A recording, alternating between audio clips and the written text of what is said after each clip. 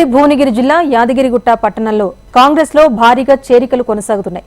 యాదగిరిగుట్ట, రాజపేట మండలాలకు చెందిన పలు గ్రామాల ప్రజలు ఆలేరు ఎమ్మెల్యే బీర్లా ఐలయ్య సమక్షంలో కాంగ్రెస్ పార్టీలో చేరారు.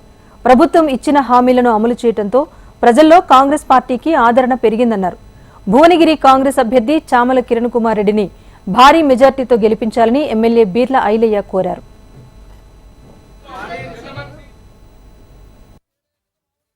అన్ని విధాల అభివృద్ధి చేస్తాను మాటిస్తున్నాం.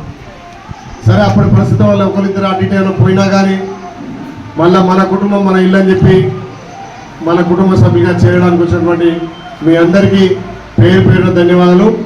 ముఖ్యంగా మండల పార్టీ అధ్యక్షుడు కానీ మహేందర్ గౌడ్, ఇక్కడ పెంటన్న బాలరాజ్ సార్ గారు, ఇంకా మీ గ్రామంలో ఉన్నటువంటి సుధాకర్ కానీ, బాలనరసింహ కానీ, కనకయ్య కానీ, రమేష్ కానీ, ఇంకా చాలామంది వార్డు మెంబర్లు, రఘు, వీళ్ళంతా కూడా మా కేదారులు అందరూ కూడా కలిసికట్టుగా మండలాన్ని అభివృద్ధి చేసుకోవాల్సిన అవసరం ఉంది.